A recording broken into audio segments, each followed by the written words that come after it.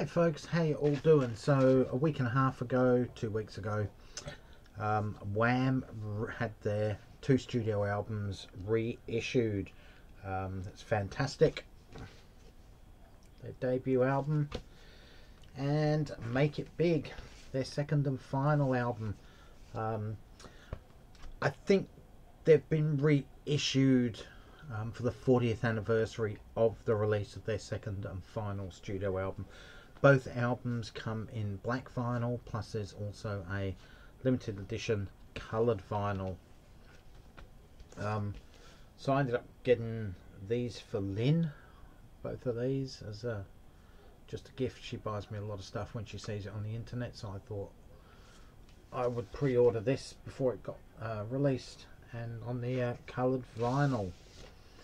The packaging is exactly the same as the original release. There's nothing different about it at all.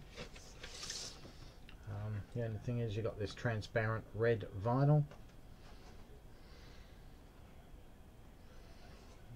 So there you are. Side 2.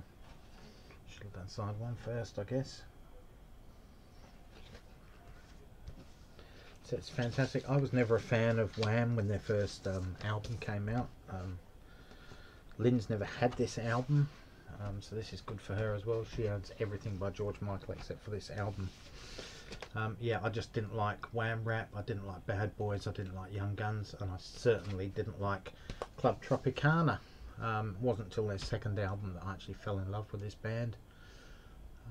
But yeah, obviously millions did at the time, and the rest was history. And here we have Make It Big, which I do have on original vinyl. This one's on limited edition white vinyl, as you can see. You turn it round and that's upside down, as it was on the original album. And yet the barcode and the Epic label are the right way around. That's just the way they did it back then. Again, this is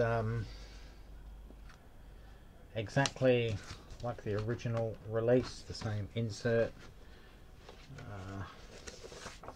Got the lyric insert as well, just like the original album, so there's no differences there. None of this says it's been remastered or anything like that, so I don't know. I just assume it was released for the 40th anniversary of the release of their second and final album. So here we have white vinyl.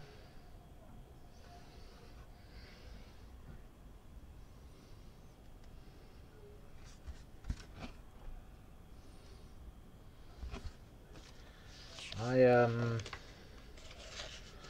actually became a WHAM fan for the single Wake Me Up Before You Go Go. It just had that Motown beat, and I was just a huge Motown fan back in the day. Freedom gets released, absolutely brilliant. Then we had Careless Whisper, absolutely majestic. That was the start of George Michael as a solo artist, in my opinion, because Careless Whisper really wasn't a WHAM sounding song. But yeah, just an incredible album.